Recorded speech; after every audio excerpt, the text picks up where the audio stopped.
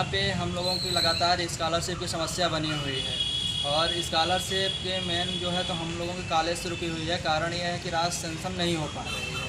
आज जिसमें से हम लोगों ने कलेक्टर साहब मैम को और कमिश्नर साहब को ज्ञापन सौंपे हैं, जिसमें से हम लोगों ने कार्रवाई की मांग की है और हम लोगों ने अपनी स्कॉलरशिप की मांग रखी हुई है कि हम लोगों की स्कॉलरशिप दें और जो ST/SC के छात्र हैं उनको आवास भत्ता दिया जाए। तो कार्रवाई नहीं हो रही, तो इसकी वजह किसको मानते हैं आप? मेन वजह इसमें APS यूनिवर्सिटी के हैं कि जो APS यूनिवर्सिटी में लगातार जो अधिकारी अपने दायित्व को दरकिनार करते हुए दूसरे अधिकारियों पर आरोप और प्रत्यारोप लगा रहे हैं। मैं इसमें से घोर निंदा करना चाहता हूं कि जब एक बार छात्र जाता है उसकी नहीं सुनी जाती है, न बदतमीजी से बात किया जाता है। आप अधिकारी हो, किस तरह के आप अधिकारी हो? जब बच्चों से प्रेम से बात नहीं कर सकते हो, उनकी समस्या नहीं सुन सकते हो, तो तुम किस लिए अधिकारी हो, किस लिए टीचर हो? तो इस अव्यवस्था को दूर करने के लिए आप आज हम लोग आए थे कमिश्नर साहब के पास और कलेक्टर मैडम के पास। दोनों लोगों को आज हमने संयुक्त रूप से ज्ञापन दिया है और इसमें कार्रवाई की मांग की है। हम लोगों के जो है तो स्कॉलरशिप राशि दिया जाए। दूसरा बात यह है कि जो हम लोग CM हेल्पलाइन में जो छात्र शिकायत करते हैं और जो कलेक्टर मैडम के पास या कमिश्नर मैडम के सर के पास जो आते हैं आवेदन देने अपनी मांग को रखने, तो उसमें से डराया धमकाया जाता है। बोलते हैं परीक्षा में फेल कर देंगे या हाजिरी कम कर देंगे और सेशनल पेपर में नंबर कम काट लेंगे, जिसके कारण आप लोग वो है तो शिकायत ना करो।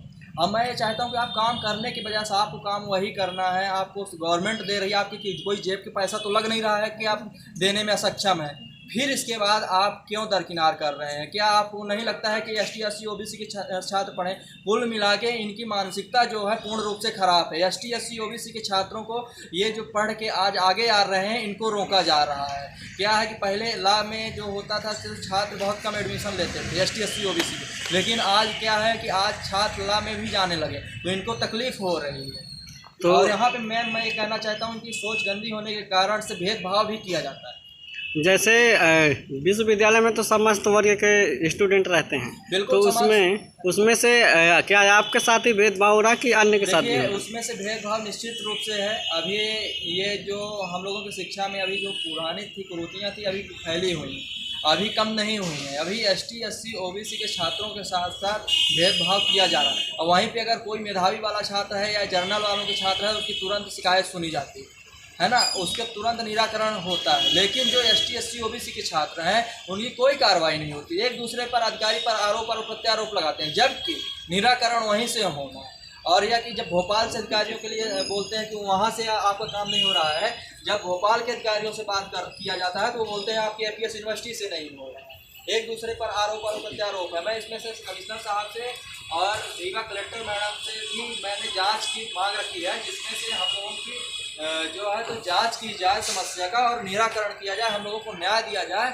और मैं कलेक्टर मैडम से और कमिश्नर साहब से ये रिक्वेस्ट करना चाहता हूँ कि जो ST/SC OBC के स्कॉलरशिप के छात्र लड़ रहे हैं उनको यहाँ से लेके मतलब फर्स्ट सेमेस्टर से लेकर 10वीं सेमेस्टर तक किसी भी तरह की कोई दिक्कत न हो जाए।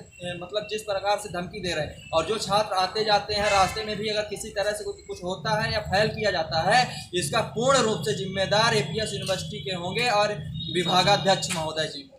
तो विश्वविद्यालय की ओर से स्कॉलरशिप की समस्या पर कार्रवाई नहीं हो रही या अन्य समस्याओं में भी कार्रवाई नहीं होती? समस्याएं भी हैं, जैसे वहाँ पे फीस बढ़ा दी जाती है, फिर फीस बढ़ा के फिर कम की जाती है। जब छात्र हल्ला करते हैं फिर उसके लिए 50 रुपये रिफंड का फॉर्म भरो। आज तक के ये वहाँ पे उगस्ता चल रहा है, एक शिक्षा के नाम पर धंधा चल रहा है, व्यवसाय चल रहा है उनका। तो ये व्यवस्था को सुधारने के लिए अपने स्तर पर कब से संघर्ष कर रहे हैं? हमने लगातार 8 महीने से लगातार 9 महीने से संघर्ष कर रहे हैं। अभी तक में 80% इसका निराकरण हुआ है, लेकिन उसके बाद जब कार्रवाई होती है तब थोड़े समय के लिए जो है तो समस्या को मतलब छात्रों को बरगलाना कम कर देते हैं। इसके बाद पुनः अपने उस तजुर्बे में पुराने वाले में आ जाते हैं। मेन इसका रीजन ये है कि स्थानीय नेताओं को उनको संरक्षण प्राप्त है नौकरी में, जिसके कारण से ये कार्रवाई नहीं हो पा रही है और ना ही ये काम करने में सक्षम है। इसके बाद अगर कोई भी अगर संस्थान शिवराज मामा जी भी ये कहते हैं कि जब हमारे अधीनस्थ कर्मचारी जो भी हैं जो गड़बड़ी करेंगे तो हम उनको कदापि नहीं बख्शेंगे। लेकिन APS यूनिवर्सिटी में क्यों बख्शा जा रहा, क्यों उनके ऊपर एक्शन नहीं हुआ, आज तक क्यों कार्रवाई नहीं हुई? मैं ये पूछना चाहता हूँ। और शिवराज सिंह मामा जी भी ये कहते हैं, इस समय ये भी सुनने का आ रहा है कि बजट नहीं है छात्रों के लिए। अभी नई योजना जो लागू की है लाडली बहना, उसके लिए पैसा है, उनके लिए पैसा आ रहा, लेकिन जो पूर्व से योजना चल रही है उसके लिए स्कॉलरशिप देने के लिए बजट नहीं है। ये क्या है? ये सिर्फ वोट लेने के लिए अभी शिवराज मामा जो है तो लोगों को दुर्व्यवहार मतलब लुभाने का प्रयास कर रही हैं बहनाओं को।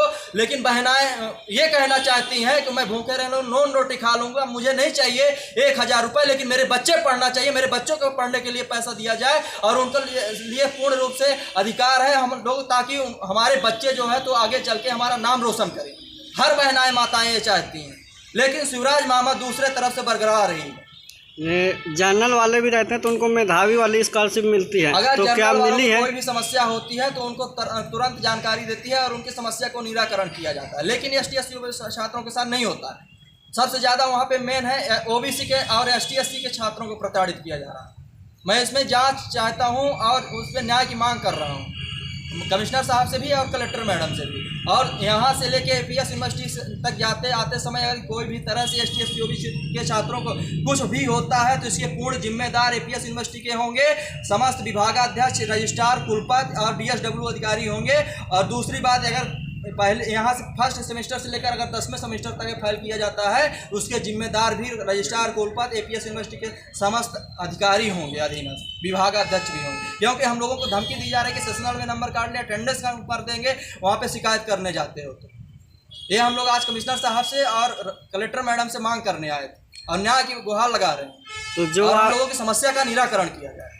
स्कॉलरशिप की समस्या से अन्य छात्र भी परेशान होंगे। बिल्कुल, तो जो बहुत ज़्यादा छात्र परेशान है, चाहे आप लॉ के छात्र को देख लो, चाहे MBA मतलब BA उसका BBA का देख लो, चाहे MSW विभाग का देख लो, सभी विभाग के छात्र, चाहे कॉमर्स वालों को देख लो, सभी विभाग के छात्र जो है परेशान हैं। तो वो छात्र आपके साथ खड़े नहीं हो पा रहे तो उनको क्या संदेश देना चाहेंगे? उनको वो छात्र खड़े होने में उनको ये है कि मतलब कुछ छात्र खड़े भी हो रहे हैं, ऐसा नहीं है कि छात्र खड़े नहीं हो रहे हैं, अदर डिपार्टमेंट के भी छात्र आते हैं, लेकिन APS यूनिवर्सिटी के द्वारा जो है वहाँ के अधिकारी जो है तो डराते धमकाते हैं कि वहाँ ना जाओ, है ना। उसके डर के कारण छात्र नहीं आ पा रहे हैं। अभी कल एक छात्र को है तो उसमें CM हेल्पलाइन में शिकायत किया था, उसको डराया गया है कि तुम्हें हम फेल कर देंगे, अटेंडेंस कम कर देंगे, जिसके कारण तुम्हारी स्कॉलरशिप नहीं आएगी और सेशनल में हम नंबर काट लेंगे, फेल कर देंगे, जिसके कारण से आज वो भी नहीं आया है।